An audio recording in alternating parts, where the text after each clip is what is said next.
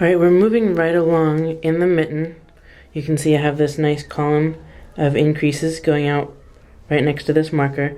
But I wanted to talk to you about how you can recognize whether it's time to increase or time to do a plain round, right? Because unless you write it down, you're going to have to know somehow. So what I want to do, I'm going to knit up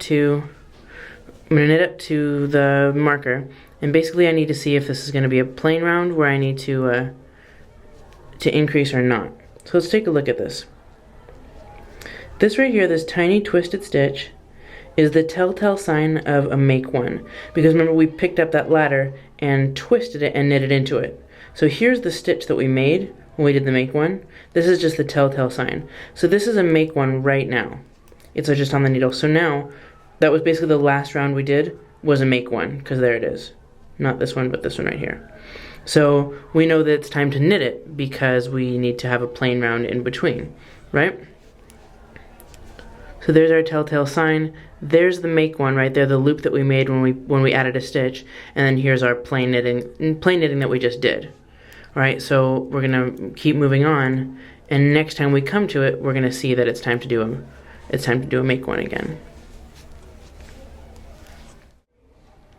I've come to the other marker on the other side of the mitten, and let's do the same thing. Let's take a look. Pass the marker over. Let's see whether we need to increase this round or not. Alright, so there's a make one right there. You can see the telltale twisted stitch coming out of the middle of nowhere, right?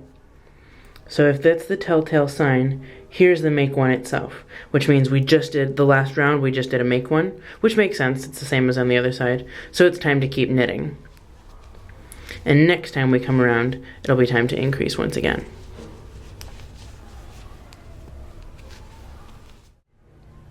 I'm on the last increase round, and you can tell that it's going to be time to increase.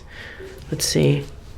First of all, you can tell that it's almost the last round because right now I have 6 on this side of the needle and I need 7 before I'm done, and I'm about to add 1 more. So here's our make one. There's a telltale sign right there, the twisted stitch leaning to the left, coming out of nowhere. Here's the actual stitch that we did.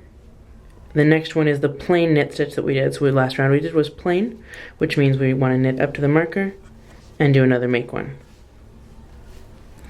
Because we are alternating plain rounds and make one rounds, so this is a make one round.